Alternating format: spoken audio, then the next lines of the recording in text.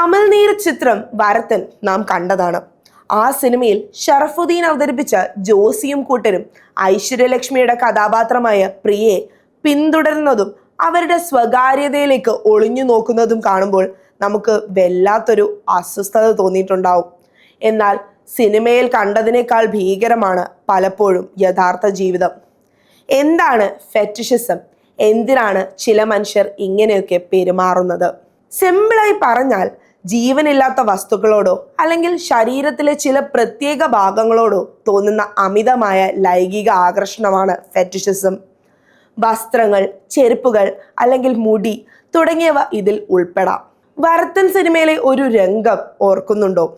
വിജീഷ് അവതരിപ്പിച്ച ജിതിൻ എന്ന കഥാപാത്രം പ്രിയയുടെ അടിവസ്ത്രം മോഷ്ടിച്ച് അത് മണത്തു നോക്കി ആനന്ദം കണ്ടെത്തുന്നത് കാണിക്കുന്നുണ്ട്. ഇത് ഫെറ്റിഷിസ്റ്റിക് ഡിസോർഡറിന്റെ കൃത്യമായ ലക്ഷണമാണ്.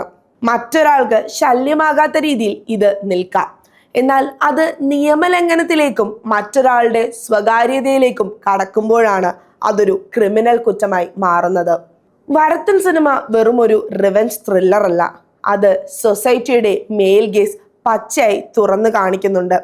ഇത്തരത്തിലുള്ളവർ ഒളിഞ്ഞുനോട്ടം അഥവാ സിനിമയിൽ ജനാലയിൽ കൂടെ നോക്കുന്നതും ബാത്റൂമിലെ വെന്റിലേഷനിലൂടെ ഒളിഞ്ഞു നോക്കുന്നതുമെല്ലാം ഇതിന് ഉദാഹരണമാണ്. ഒബ്ജക്റ്റിഫിക്കേഷൻ, സ്ത്രീയെ ഒരു വ്യക്തിയായല്ല മറിച്ച് തങ്ങളുടെ ഇച്ഛകൾ തീർക്കാനുള്ള ഒരു വസ്തുവായി മാത്രം കാണുന്ന മനോഭാവം. കേരളത്തെ നടുക്കിയ സമീപകാല വാർത്തകൾ സിനിമയേക്കാൾ ഭീകരമാണ്. Real life വരത്തന്മാർ. എറണാകുളത്തും തിരുവനന്തപുരത്തും സ്ത്രീകളുടെ അടിവസ്ത്രങ്ങൾ സ്ഥിരമായി മോഷ്ടിക്കുന്ന അടിവസ്ത്ര കള്ളന്മാരെ പോലീസ് പിടികൂടിയിട്ടുണ്ട്. ഇവർ ഇതുകൊണ്ട് മറ്റ് സാമ്പത്തിക ലാഭങ്ങൾ ഉണ്ടാക്കാനല്ല ശ്രമിക്കുന്നത്, മറിച്ച് തങ്ങളുടെ വികലമായ ആഗ്രഹങ്ങൾ തീർക്കാനാണ്. അതുപോലെ ഹോസ്റ്റലിലും വാടക വീടുകളിലും ഒളിക്യാമറകൾ വെച്ച് ദൃശ്യങ്ങൾ പകർത്തുന്ന വാർത്തകളും നാം നിരന്തരം കേൾക്കുന്നു.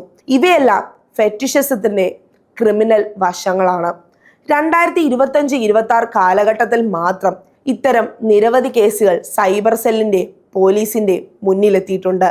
ഇതൊരു മാനസികാവസ്ഥയാണെങ്കിലും മറ്റൊരാളുടെ സ്വകാര്യതയെ ബാധിക്കുമ്പോൾ അത് കടുത്ത ശിക്ഷ ലഭിക്കാവുന്ന കുറ്റമാണ്.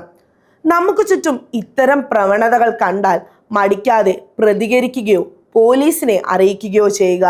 വരത്തൻ സിനിമയിൽ എബി നടത്തിയ പ്രതികരണം പോലെ നിയമപരമായും ബുദ്ധിപരമായും ഇത്തരം വരത്തന്മാരെ നമുക്ക് നേരിടാം.